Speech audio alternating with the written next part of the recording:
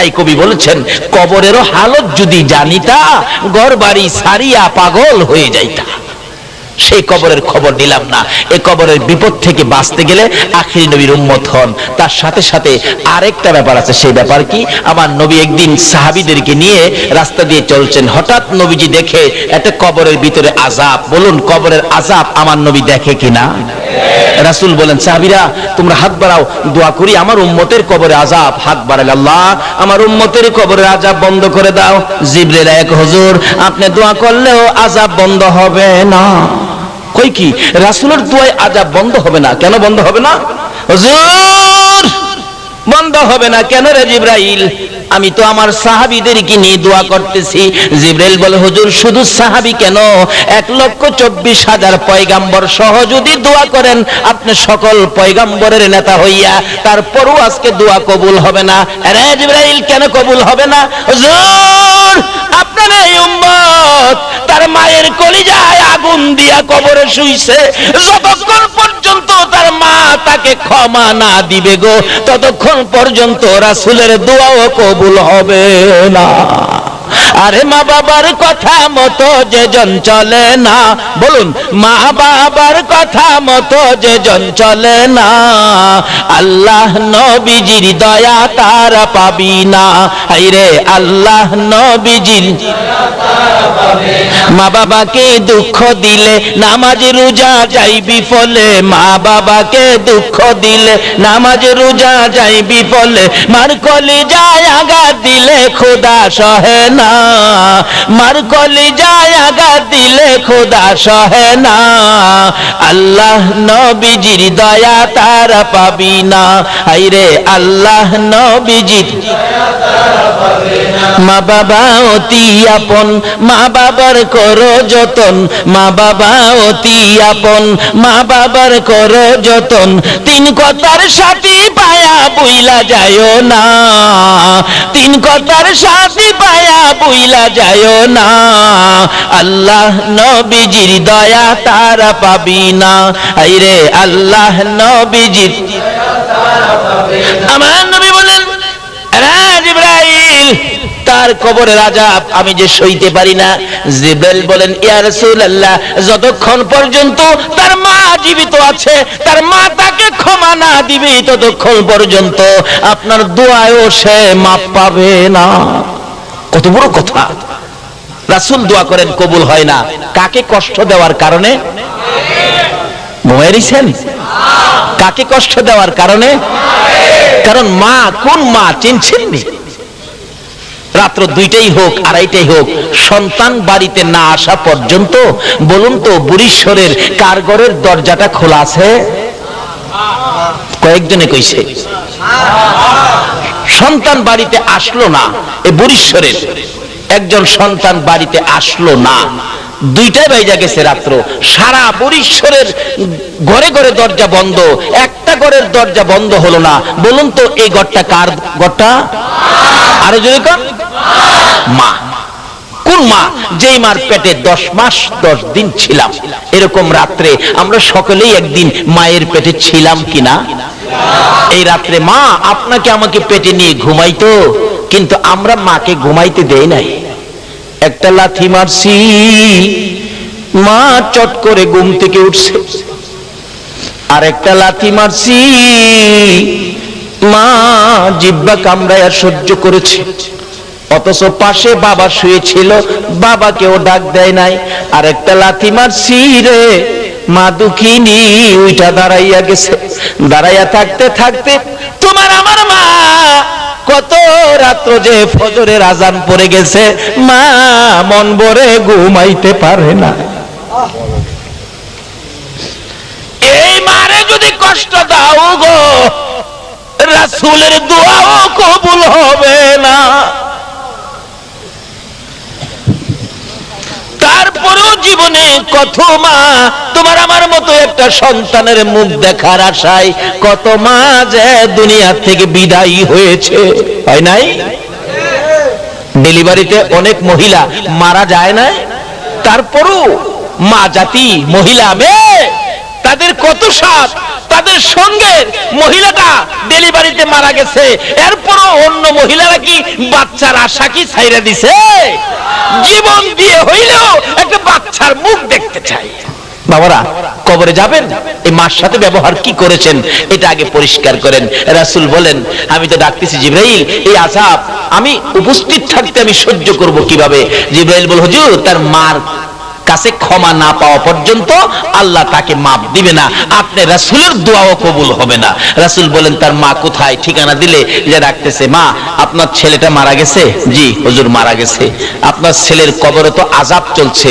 মা বলেন, হুজুর আযাব হইতাছে, আল্লাহ আরো আযাব দেন। হ্যাঁ আমারে পুইরা দিচ্ছে। মারে কষ্ট দেওয়ার মানুষ আছে না বাংলাদেশে? হ্যাঁ আমারে পুইরা দিচ্ছে হুজুর। রাসূল বলেন, মাকে তো না দেখাইলে মা মায়া হবে না। রাসূল বলতেছেন, মা আপনি একটু আসেন, আপনার ছেলের অবস্থা দেখা যান। কবরের পাশে দাঁড় করাই রাসূল বললেন, প্রভু গো, তার মাকে কবরের আযাব দেখার শক্তি দাও। বলুন এ নবীর কথাই দিবে কিনা? বলতে দেরি, শক্তি দিতে দেরি নাই। মা দেখে কবরের ভিতরে আযাব, মাথার থেকে চামড়াটা সিলাইয়া একটা টানে পাও পর্যন্ত নিয়ে যায়, আর ওই সিলানো শরীরের মধ্যে দাও দাও করে আগুন। ছেলেটা মা মা কইয়া চিৎকার মারে। মারে চিনেন না? বিপদ আপদে পড়লে বলুন অটোমেটিক মুখ দিয়া কার কথা আসে? পায়ে ব্যথা পাইয়া পায়ের নুকটা একবারে সিটা পড়ে গেছে, বলুন পায়ে হাত দিয়া কি বলে কাঁদতেছে বাচ্চাটা? মা মা গো মা। পেট ব্যথায় অস্থির, শ্বশুর বাড়ি খাইয়া এমন খাওয়া খাইছে ব্যথা উঠছে পেটে, বলুন কি বলে কাঁদতেছে জামাই? মা মাগো। শাশুড়ি কই, বেটা আমার বাড়ি খাইয়ে তোর মারে ডেকে কাঁদোস? আমার আল্লাহ কই, তোর বাড়ি খাইলে কি বো, ব্যথাই বেদনায় মার কথাই আসবে, জুতা দাবাই রে ও তোর কথা। কেন এই সন্তান নিয়ে কষ্ট ব্যথা বলুন কে বুক করেছে? মা। এই জন্য ব্যথায় বেদনায় পড়লে কার কথা মুখ আসে? মা। বলে হুজুর বাবার কথা কইতেন না, বাবা কি কম কষ্ট করছে, রোজগার করে খাওয়াইছে না? বাবার কথা আসে একবার, কোন সময়? ব্যথায় বেদনায় না। দেখবেন এই বৃষ্টি বাদলের দিন সকালবেলা ঘর থেকে ওইটাই দেখে উত্তর দিক দিয়ে এমন আকাশে মেঘ জমেছে, একবারে কালো অন্ধকার হয়ে রয়েছে। ঘুম থেকে ওইটা এই কালো হাঁসটা দেখা বলুন তো কি বলতেছে? বাবা রে বাবা।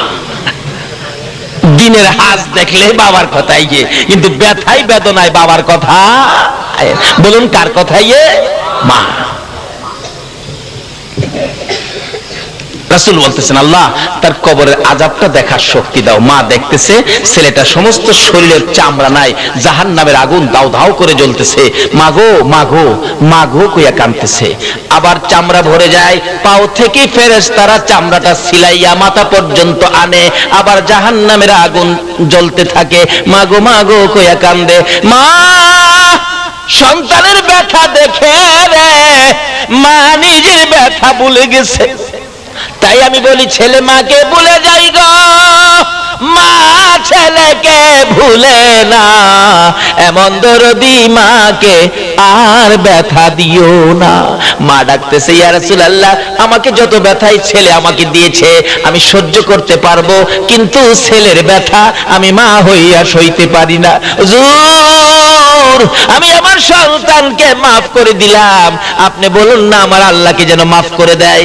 এই মা মাফ করে দিলাম কথাটা বলতে দেরি হয়েছে, আবার রাসূল পাশে থাকার বরকতে মায়ের ক্ষমা দেওয়ার সঙ্গে সঙ্গে তার কবরটা জান্নাতের বাগান হয়ে যায়।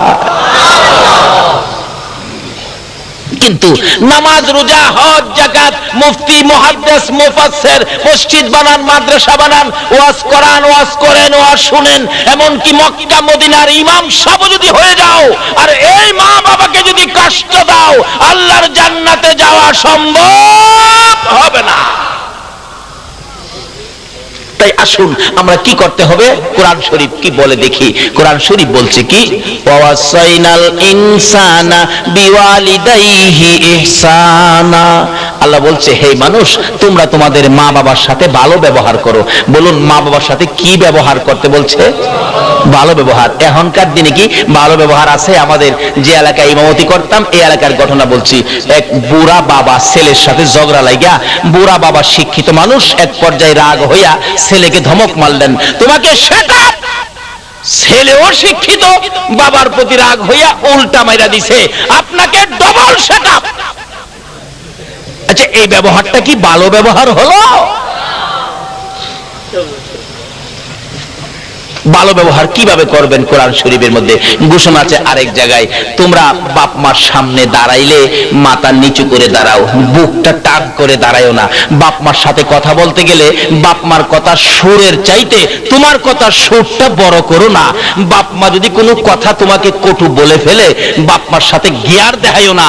বাপ মা যদি তোমাকে থাপ্পড় মারে, বাপের মায়ের থাপ্পড় খায়া কান্দো, এমন কান্দা কান্দো না যে কান্দায় তোমার মা ওই আবার কষ্ট পাবে। কানতে থাক হইলে দূরে চলে যাও, মসজিদের ওই পাশে চলে যাও, নিরিবিলি কান্দো, তোমার মা যেন এই শব্দটা শুনতে না পারে। আল্লাহু আকবার বলুন। এই শিক্ষা দিতেছেন আমার আল্লাহ। বলুন এই শিক্ষা কে দিতেছেন? আল্লাহ। তাই এই মা বাবার সাথে ভালো ব্যবহার করেন, মা বাবার সাথে ভালো ব্যবহার করেন। বাড়িতে যাওয়ার আগে মা কি খায়, কি পছন্দ করে একটা কিনেন, বেশি না পারেন একটা কিনেন, নিয়ে বাড়িতে যান, মা পয়সা হয় নাই, একটা আনছি তোমার জন্য, তুমি না আপেল খাইতে ভালো পাও, একটা আপেল আনছি, তুমি আর কাউরে দেখাইও না মা, এটা তুমি চুপে চাপে খেয়ে ফেলো। মা দেখবেন হাসি দিয়ে বলবে, বাবা একটা আনছস, আমি খামো, আমার নাতি নাত করা আছে না, আমি একটা কেমনে খামো রে বাবা, মা তুমি চুপচাপ খেয়ে ফেলো। এই যে মা যে হাসি দিল, রাসূল বলেন এই মার মুখে একটা আপেল দিয়ে হাসি ফুটাইছ, এই মার খুশির উপরে আমার আল্লাহ তোমার আমল নামাই একটা কবুল 60টা উমরা হজের সওয়াব দিয়া দিছে। লক্ষ লক্ষ টাকা খরচ করে মক্কার মদিনায় গিয়েছো, হজ কবুল হতে পারে নাও হতে পারে। একটা আপেল দিয়ে মাকে খুশি করে, বাবাকে খুশি করে একটা কবুল 60টা উমরা হজের সওয়াব পেয়েছে। আমার এক বন্ধু আমার বাড়ির পাশে রেল লাইন হাইটে আসতেছে, জিগাইলাম দোস্ত কোত্থেকে আইছো? খো ভাই সাহেব মিথ্যা কথা তো বলতে পারবো না, আপনার সাথে সিনেমা দেখতে গেছিলাম। সিনেমা দেখতে, সিনেমা দেখতে যায় না যুবকেরা? দোস্ত সিনেমা দেখতে গেছিলাম, মিথ্যা কথা তো তোমার সাথে বলতে পারি না। তাই এখন তো সিনেমা শেষ হয় নাই। ক ভাই সিনেমার দরজায় গিয়ে টিকিট কাটবো, তখন চিন্তা করলাম এই 15টা টাকা টিকিট কেটে সিনেমা দেখলে কি লাভ হবে। চিন্তা করলাম যে মা আমারে পেটে নিয়ে কষ্ট করছে, এই টাকাটা মারে খাওয়াইলে আমার লাভ হবে। এই যে দেখো এই টাকাটা দিয়ে মার জন্য একটা কমলা কিনে নিয়ে আইছি, সিনেমা দেখি নাই।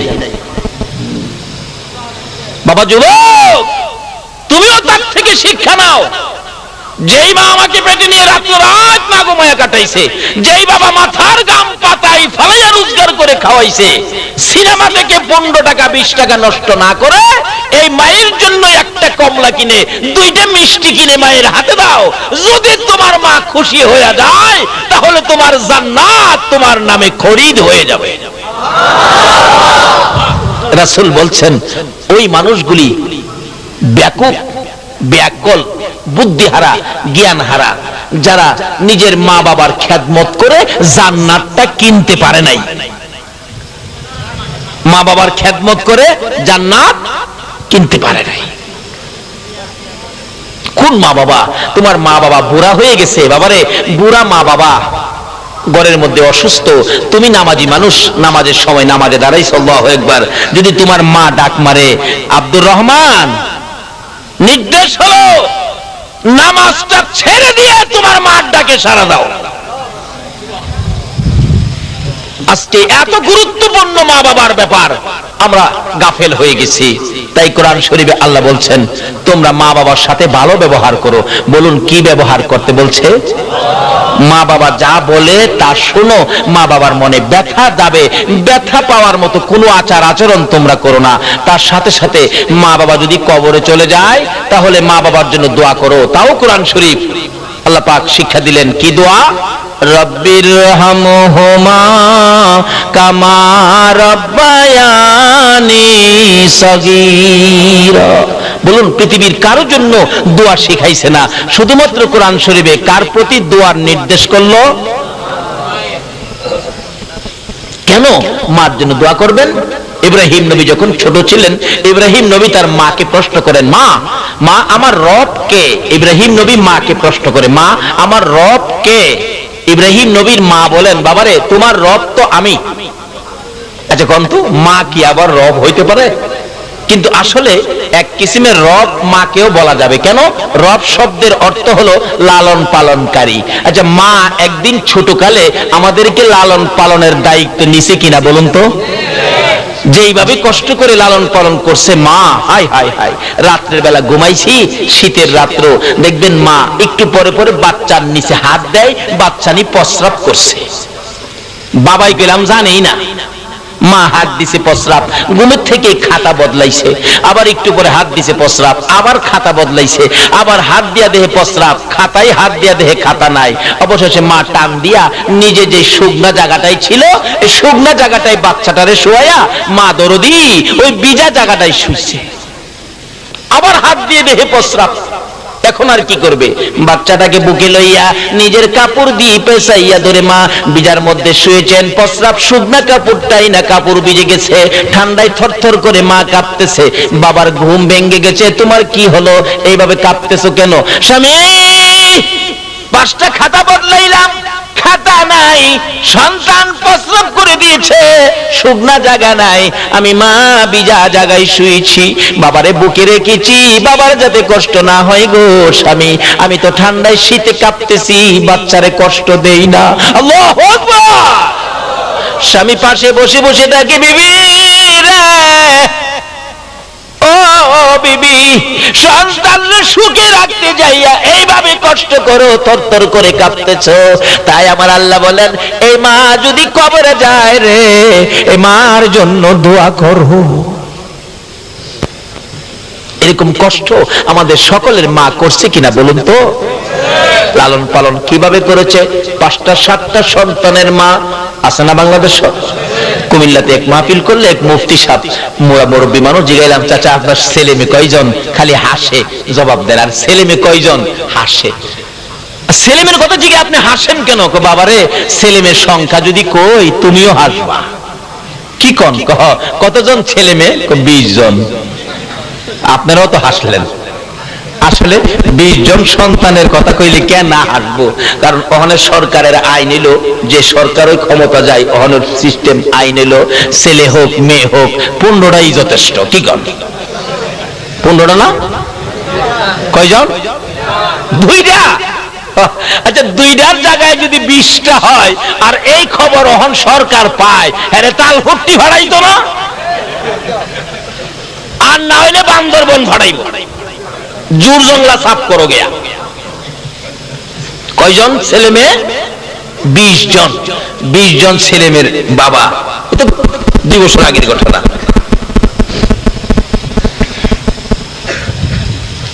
20 জন বাদ দিলাম, 7-8 জন তো প্রায়ই পাওয়া যায়। 7-8 জন বাচ্চা যে মার, এই মা লালন পালন করতে কষ্ট হইতেছে কিনা বলুন তো?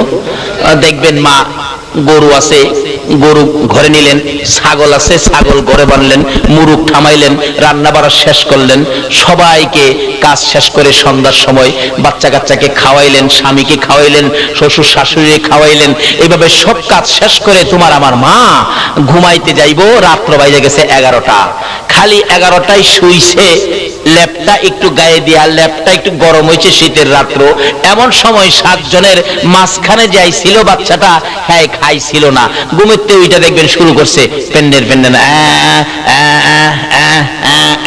মা কয় কি হয়েছে তোর? কোনো কথা কয় না, খালি আসে না, বাচ্চা এরকম করে না, আধা ঘন্টা পর্যন্ত কাঁদছে, কোনো কথা কয় না। আরে কেন কাঁদতেছস আধা ঘন্টা পর্যন্ত? কয় আমি যে ভাত খাইছি না, তুমি জানো না? মা কয় এটা কি আধা ঘন্টা কাইন্দা কোন লাগে? আগেই তো তুই কইতারস। এরকম একটা বিরক্ত মারে আমরা করছি কিনা কন্ত? বাবাই কয় হেয়ার প্যান পেনে আর সহ্য হয় না, গলার চিপটা মাইরা বাইরে ফেলে দেবে, আচ্ছা কোন মা কি মাইরা ফালাই দিছেন? মা কই তুমি ঘুমাও। এই সম্পূর্ণ বিরক্তি বলুন কে সহ্য করেছে? মা। এই মারে কষ্ট দিয়া বেহেশত যাইতেন নামাজ পড়া, যায়েন বেহেশত গারো ধইরা বাই করে দিব।